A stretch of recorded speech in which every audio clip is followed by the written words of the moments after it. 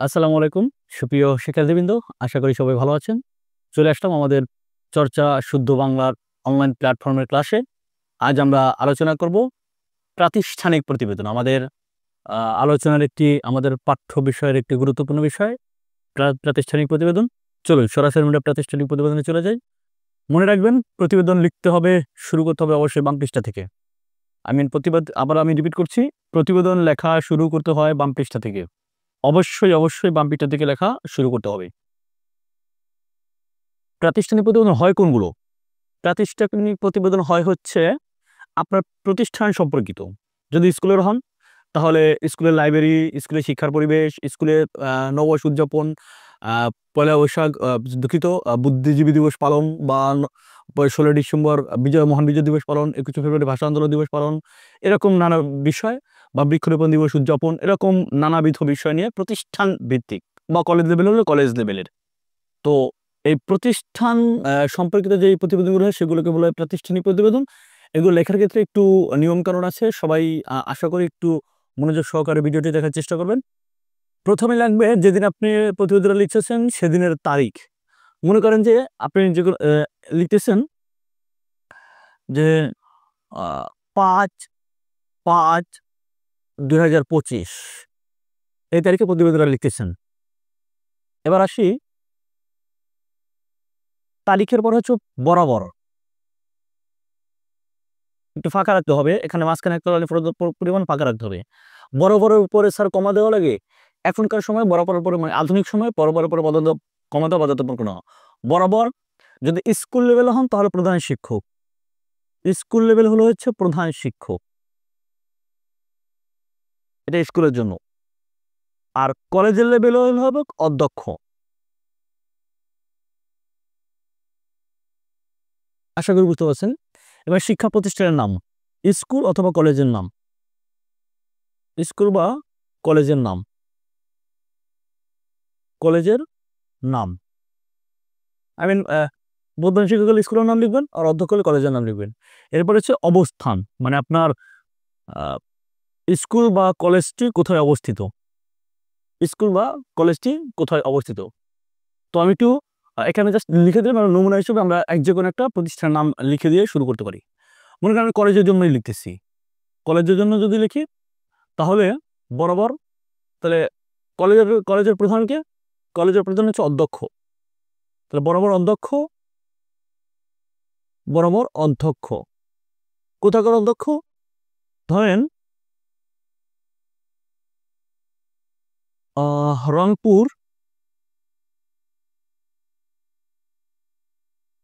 রংপুর সরকারি কলেজ, রংপুর সরকারি কলেজ কোথায় অবস্থিত? রংপুর অবস্থিত, রংপুর। ব্যাস। এরপর বিষয়, মানে আপনি কোন বিষয়ে প্রতিবেদনটা লিখতেছেন। বিষয় পরে হচ্ছে, ধরেন আপনি কলেজের লাইব্রেরি নিয়ে লিখতেছেন, বা কলেজের উৎসব নিয়ে লিখতেছেন।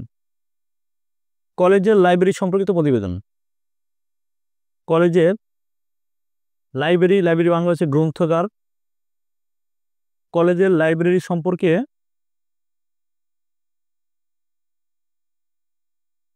প্রতিবেদন, এটা হচ্ছে বিষয়। এরপর একটা বিষয় লাগে, একটা ব্যাপার লাগে আমাদের, মনে রাখবেন বিষয়, এটা লেখাটা অনেকটা মনে হয় যেন স্যার সংবাদপত্র প্রকাশের আবেদনপত্রের মতো হয়ে যাচ্ছে। হ্যাঁ, কিছুটা মিল আছে এই পর্যন্ত মোটামুটি। ওখানে আবার ভিন্ড আছে, বরাবর হচ্ছে সম্পাদকের কাছে পাঠিয়ে অন্যান্য, কিন্তু নিয়মের কাঠামোটা একরকম আছে, কাছাকাছি আর কি। এরপরে যেটা লাগে সূত্র, বিষয়ের পরে সূত্র লাগে। স্যার সূত্র কোথায় পাবো? সূত্র হচ্ছে আপনার কলেজের নামের আদ্যক্ষর, কলেজের নামের আদ্যক্ষরগুলো, তাহলে র যেহেতু সংক্ষিপ্ত রূপ, স সংক্ষিপ্ত রূপ, ক। এবার আসি, প্রতিবেদনটা কি আপনি আগে লিখবেন, নাকি আপনাকে আগে প্রতিবেদন লেখার নির্দেশনা দিতে হবে, নোটিশ দিতে হবে? মানে ব্যাপারটা যেরকম না যে আপনার মন চাইলে আপনি একটা প্রতিবেদন লিখে নিয়ে ড্যাং ড্যাং করে চলে গেলেন অধ্যক্ষের কাছে যে স্যার আপনার জন্য একটা প্রতিবেদন লিখে নিয়ে আসতে হবে, ব্যাপারটা এরকম না। তাহলে একটা অফিসিয়াল ঘোষণা থাকতে হবে যে আপনার এই ঘোষণায় বা এত তারিখে একটা ঘোষণা দিবে, এখন নর্মালি বোঝেন আপনি যেদিন প্রতিবেদন লিখতেছেন ওই দিন কি ঘোষণা দিবে, মানে ঘোষণার দিনকে আপনি প্রতিবেদন লিখবেন না, তাহলে ঘোষণাটা আগে হবে তারপর প্রতিবেদন লিখবেন। সূত্রের ক্ষেত্রে তার মানে যখন তারিখ লিখবেন তখন যেদিন যেদিন তারিখ দেবেন ওর থেকে 2 থেকে 3 দিন আগে তারিখ বা 5 দিন আগে তারিখ, মনে করেন 2/5/2025, মানে এই তারিখে একটা ঘোষণা হয়েছে, সেই ঘোষণার প্রেক্ষাপটে আপনি প্রতিবেদনটা লিখতেছেন। আমি বুঝতে পারলাম সূত্রটা? সূত্রটা হচ্ছে আপনার কলেজের নামের সংক্ষিপ্ত রূপ, কলেজের নামের সংক্ষিপ্ত রূপ, আর যেই তারিখে প্রতিবেদন লিখতেছেন তার থেকে মিনিমাম 3 থেকে 4 দিন আগের তারিখ, অর্থাৎ 3 থেকে 4 দিন আগের তারিখে এই ঘোষণাটা হয়েছে, সেই ঘোষণার প্রেক্ষাপটে আপনি আজকে প্রতিবেদনটা লিখতেছেন। আশা করি আমি এই পর্যন্ত ক্লিয়ার করতে পেরেছি। এবার আসি এটা লেখার পরে কি লিখবো। এটা লেখার পরে আসবো হচ্ছে আমার প্রতিবেদনের শুরুতে যাওয়ার আগে একটু আনুষ্ঠানিকতা। মানে আপনি চাইলে তো হুট করে একটা প্রতিবেদন লিখতে পারেন না। আর যেহেতু প্রতিষ্ঠান প্রধানের কাছে পাঠাচ্ছেন, মিনিমাম তো হচ্ছে একটু কুশলাদি বিনিময় করতে হবে। তো সেক্ষেত্রে জনাব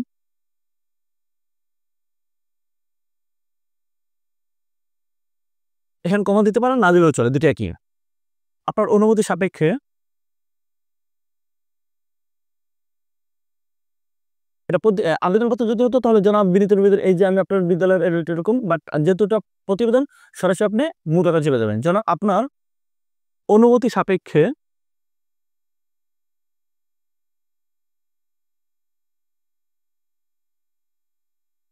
বা অনুমতি অনুযায়ী, অনুমতি সাপেক্ষে সূত্র, কি সূত্র লিখছিলাম?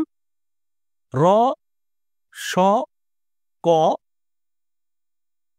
2/5/25, মানে এটা হচ্ছে ঘোষণা ছিল। এত অনুযায়ী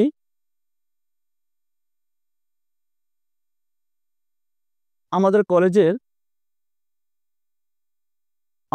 কলেজের বা স্কুলে যেটা হয় আর কি, লাইব্রেরি সম্পর্কে একটু প্রতিবেদন লিখছি।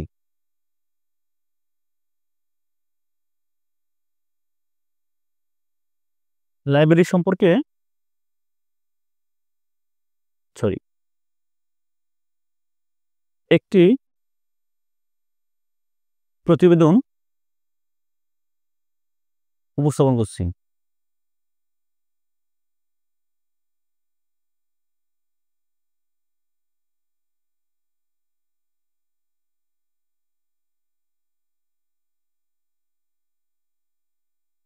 বেশ, এরপরে লিখতে হবে আপনাকে শিরোনাম। তো লাইব্রেরিতে যে মূলত সমস্যামূলক প্রতিবেদন, লাইব্রেরিতে মানে আপনি গিয়েছেন, লাইব্রেরিতে কিছু সমস্যা দেখেছেন, এবারে সেই সমস্যার সমাধানে কিছু আহ, প্রস্তাব সুপারিশ করবেন। এরপর হচ্ছে সেটা সমাধান হলে কি কি সুযোগ সুবিধা হবে, এরকম একটা প্যারা লিখে আপনার লেখাটা শেষ করবেন। তাহলে লাইব্রেরি সংস্কার আবশ্যক, লাইব্রেরির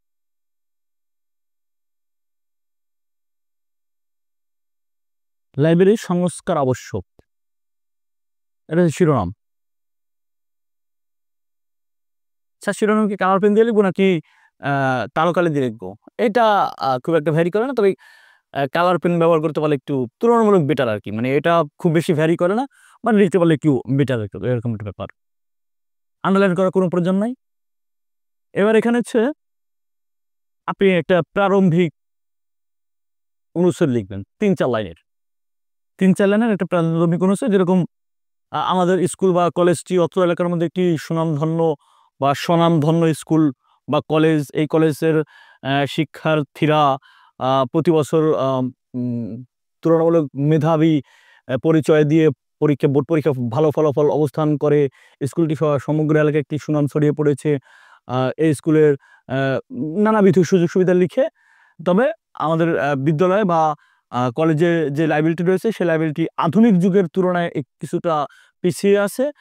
আশা করি আমি নিজে লাইব্রেরিটি সরেজমিনে পর্যবেক্ষণ করতে গিয়ে নিম্নোক্ত সমস্যাবলী দৃষ্টিগোচর করেছি বা নিম্নোক্ত সমস্যাবলী দেখতে পেয়েছি। সেই সমস্যাগুলি লিখে আপনারা পয়েন্ট পয়েন্ট করে লিখতে পারেন। যে আপনি এই পয়েন্টটা লিখলেন যে প্রথমে হচ্ছে 3-4 লাইনের একটা অনুচ্ছেদ, 3-4 লাইনের একটি অনুচ্ছেদ,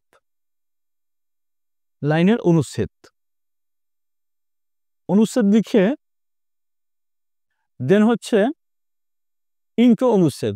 এরপরে হচ্ছে আপনি পাবেন হচ্ছে সমস্যা কি কি পেয়েছেন সে সমস্যাবলী, একটা শিরোনাম করলেন সমস্যাবলী, মানে পয়েন্ট করলেন সংক্ষেপ করলেন সমস্যাবলী। সমস্যাবলী লিখে আপনি কি করলেন 4-5টা সমস্যা লিখলেন। তো পরীক্ষার হলে যেহেতু বেশি সমস্যার সমাধান সহ দিতে পারবেন না, সেক্ষেত্রে 5টা বেশি দেওয়া দরকার নাই, 1, 2, 3 করে এই 5টা সমস্যা দিলেন, 5টা সমস্যার সামনাসামনি লিখলেন। এরপরে এই যে আবার বলছি, এই লেখা এখানকার লেখাই হচ্ছে নাম্বার। আপনি কত সুন্দরভাবে সমস্যাটাকে কত সাহিত্যিক মানের শব্দ, সাহিত্যিক মানের বাক্য ব্যবহারের মাধ্যমে ধারাবাহিকতা বজায় রেখে লিখতে পারবেন। সমস্যা দেওয়ার পরে এবার সমাধান, সমস্যাগুলি তুলে ধরার পর এবার হচ্ছে সমাধান কল্প, মানে কি কি সমাধান আপনি চাচ্ছেন। তাহলে 1 নম্বরে যে সমস্যা দেখেছেন 1 নম্বরে সেটা সমাধান নেবেন, 2 নম্বরে যে সমস্যা দেখেছেন 2 নম্বরে সেটা সমাধান দেবেন। এরকম করে 5টা সমস্যা দেখলে 5টা সমাধান দিবেন, 3টা সমস্যা দেখলে 3টা সমাধান দিবেন, 4টা দেখালে 4টা সমাধান দিবেন। মানে আপনি যে কটা সমস্যা দেখাবেন ওই সমস্যা কটা সমাধান দেওয়ার চেষ্টা করবেন। এবার আসি সমাধান দেওয়ার পরে যেই ইয়েছে প্যারাটা, সেটা হচ্ছে যে উপরোক্ত সমস্যাবলী সমাধান করলে আমাদের লাইব্রেরিটি পাঠের ব্যবহার উপযোগী হয়ে উঠবে এবং একই সাথে আধুনিক সুযোগ সুবিধার ফলে শিক্ষার্থীরা আরও বেশি বহির্বিশ্বের সাথে বহির্বিশ্বের জ্ঞান আহরণ করতে পারবে, বিশ্ব নাগরিক হিসেবে গড়ে উঠতে পারে। এরকম আপনি ইমপ্রেসিভ কিছু দিয়ে লেখা শেষ করবেন। এরপর হচ্ছে বিনীত প্রতিবেদক, কারণ আপনি যেহেতু লিখতেছেন প্রতিবেদক লিখতেছেন, আপনার নামটা পরিচয়টা থাকতে হবে। সেক্ষেত্রে নাম এটুকু দিলে হয়। শ্রেণী শাখা চাইলেও দিতে পারেন, না চাইলেও দিতে পারেন না। শ্রেণী শাখা যদি চান তাহলে দিতে পারেন, শ্রেণী শাখা রোল, যেহেতু আপনি প্রতিষ্ঠান দেখে লিখতেছেন। এই রোল লেখার পরে মানে এই বক্সটা লেখার পরে এরপর হচ্ছে আপনার পরিচয়, একটা বক্স থাকতে হবে। প্রাতিষ্ঠানিক প্রতিবেদন একটা বক্স থাকতে হয়, মানে এটাকে বলে এন্ডিং, মানে ফিনিশিং বা শেষ। এটা কোনো নির্দিষ্ট মাপ নাই, তবে খাতার মার্জিন থেকে দুইটা আঙুল পরিমাণ জায়গা ফাঁকা রেখে লিখবেন। কি কি পয়েন্ট লিখতে হবে? প্রতিবেদনের ধরন বা প্রকৃতি, প্রতিবেদনের ধরন বা প্রকৃতি যা লিখেন। তারপর হচ্ছে প্রতিবেদনের বিষয়, প্রতিবেদনের বিষয়। তারপর হচ্ছে প্রতিবেদকের নাম, প্রতিবেদকের নাম, প্রতিবেদনের তারিখ, প্রতিবেদনের তারিখ। 4টা পয়েন্ট একসাথে দিয়ে এবার স্কেল ধরে সমান করে দিবেন। এখন মনে রাখবেন, যদি প্রতিবেদনের বিষয়ে এক লাইন না ধরে তাহলে এখানে এই প্রতিবেদনের নামটা এক স্টেপ ফাঁকা রেখে লিখবেন, একটা লাইন জায়গায় ফাঁকা রেখে লিখবেন যদি এক লাইনে না ধরে। মানে প্রতিবেদন ধরেন আমি শেষ করি, প্রতিবেদনের ধরন হচ্ছে প্রাতিষ্ঠানিক প্রতিবেদন। স্যার প্রতিবেদন তাহলে কি প্রাতিষ্ঠানিক প্রতিবেদনের পরে আরো প্রতিবেদন আছে? জি স্যার আছে, আমাদের একটা ভিডিও আছে সংবাদ প্রতিবেদন। প্রতিবেদনের আরেকটা ধরন আছে সংবাদ প্রতিবেদন, আরো অনেক ধরনের প্রতিবেদন আছে, কিন্তু আমাদের বোর্ড পরীক্ষায় হচ্ছে এই দুটো প্রতিবেদনে আসে, প্রাতিষ্ঠানিক প্রতিবেদন আর সংবাদ প্রতিবেদনে আছে। এই কারণে দুটাই আলোচনা হয়েছে। প্রতিবেদনের বিষয় কি ছিল? কলেজের লাইব্রেরি সম্পর্কে প্রতিবেদন বা স্কুলের লাইব্রেরি সম্পর্কে প্রতিবেদন।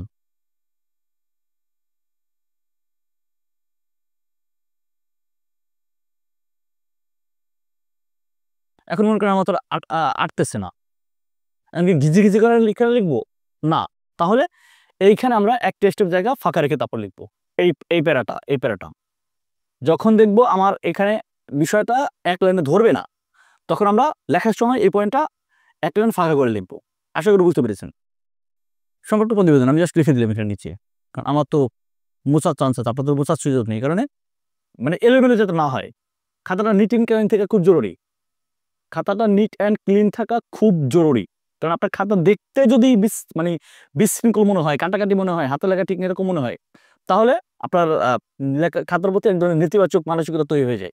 সেক্ষেত্রে খাতাটাকে যতটা নিট অ্যান্ড ক্লিন রাখা যায় ততই ভালো। প্রতিবেদকের নাম যে নাম দিয়েছেন সেই নাম দিয়ে বের করবেন। আর তারিখ হচ্ছে এইখানে যে তারিখটা দিয়েছিলেন, অর্থাৎ যে তারিখে লিখছেন, আই মিন 5/5/2025 এই তারিখটা দিতে হবে, অর্থাৎ যে তারিখে আপনি প্রতিবেদন লিখছেন সেই তারিখে দিতে হবে। এরপর একটা বক্সটা ক্লোজ করে দিতে হবে। বক্সটা আঁকবেন পেন্সিল দিয়ে, কেমন? ভেতরের এই লেখাটা কালার পেন দিয়ে লিখতে পারেন, এই লেখাটা কালো কালি দিয়ে লিখতে পারেন, আর পুরো বক্সটা পেন্সিল দিয়ে লিখতে হবে। এই বক্স পর্যন্ত আসতে পারলে মনে করবেন যে আপনার প্রতিবেদন লেখা শেষ হয়েছে। এখন প্রতিবেদন এটা তো দেখালাম সমস্যামূলক, এছাড়া অনুষ্ঠানমূলক প্রতিবেদন হতে পারে। অনেক ক্ষেত্রে আবার কি অনুষ্ঠানমূলক, বা ওই যে বললাম যে 16 ডিসেম্বর মহান বিজয় দিবস উদযাপন হয়েছে, পয়লা বৈশাখ উদযাপন হয়েছে, বা ভাষা দিবস, আন্তর্জাতিক মাতৃভাষা দিবস উদযাপন হয়েছে বা পালন করা হয়েছে, তারপর হচ্ছে বৃক্ষরোপণ পালন করা হয়েছে, এরকম নানাবিধ বিষয় হতে পারে। সেক্ষেত্রে কী করবো? সেক্ষেত্রে শিরোনামের পরে 4 থেকে 5টা অনুচ্ছেদে লেখাটা শেষ করব। মানে কোনো অনুষ্ঠান ভিত্তিক যদি হয় তাহলে এটা জাস্ট হচ্ছে মানে সবসময় এরকম হবে এরকম না, জাস্ট একটু দিয়ে দেবো সমস্যামূলক এলাকা ভিত্তিক, মানে যদি কলেজের পরিবেশ চলবে, শিক্ষা পরিবেশ এরকম হয়। অনুষ্ঠান ভিত্তিক হলে আপনি 4 থেকে 5টা অনুচ্ছেদে স্টেপ বাই স্টেপ লিখবেন। সেহেতু বুঝতে পারছেন, মানে আপনি পরীক্ষার হলে বসে কমন সেন্স ব্যবহার করতে হবে যে অনুষ্ঠান কিভাবে শুরু হয়। একটা অনুষ্ঠান, অতিথিদের আগমন ঘটে, তারপর হচ্ছে পবিত্র ধর্মগ্রন্থ থেকে তেলাওয়াত, তারপর হচ্ছে অতিথিদের বরণ করে নেওয়া, আসন গ্রহণ, আলোচ্য বিষয় উপস্থাপন, আলোচকদের আলোচনা, শিক্ষার্থীদের উদ্দেশ্যে উপদেশ বাণী, প্রধান অতিথি বক্তব্য, স্বাগত বক্তব্য, এরকম ধারাবাহিকতা থাকে। প্রধান অতিথির বক্তব্য, তারপরে প্রধান শিক্ষক বা অধ্যক্ষের মাধ্যমে সমাপনী বক্তব্য, এইসব বিষয়গুলো ধারাবাহিকভাবে আপনি একটা একটা করে স্টেপ আকারে লিখবেন। 4 থেকে 5টা অনুচ্ছেদ লিখতে হবে। কয় পৃষ্ঠা লিখতে হবে স্যার? 3 পৃষ্ঠার ভিতরে লিখতে পারলেই ভালো। 3 পৃষ্ঠা এর ভিতরে লেখা শেষ করবেন, সেটা সংবাদপত্র প্রতিবেদন হোক আর প্রাতিষ্ঠানিক প্রতিবেদন হোক। এখন প্রশ্ন হচ্ছে, স্যার সংবাদপত্র প্রতিবেদন কীভাবে লেখে? এটা আমাদের ভিডিও আছে একটি আমাদের চ্যানেলে, আপনি ওখান থেকে সংবাদ প্রতিবেদন লেখার ধরনটা লিখে নিতে পারেন।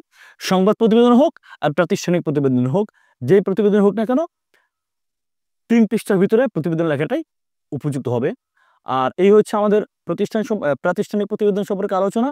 এরপরে যদি আপনাদের কোনো ধরনের কোনো প্রাতিষ্ঠানিক প্রতিবেদন হোক, সংবাদ প্রতিবেদন হোক, যে কোনো প্রতিবেদন নিয়ে যদি কোনো মন্তব্য থাকে তাহলে আমাদের কমেন্ট বক্সে জানাবেন। আর আমাদের চ্যানেলের সাথে থাকেন। আমাদের শিক্ষামূলক চ্যানেলে নানাবিধ ভিডিও আছে, প্রায় অনেকগুলো ভিডিও আপলোড হয়েছে, ধ্বনিবর্ণ হয়েছে। আপনারা ধারাবাহিকভাবে দেখেন, দেখলে আশা করি বুঝতে পারবেন। এরপরে যদি আপনাদের কোনো আপত্তি থাকে তাহলে অবশ্যই কমেন্ট বক্সে জানাবেন। সবার সুস্থতা কামনা করে আজকে এ পর্যন্ত ক্লাস শেষ করছি। আসসালামু আলাইকুম।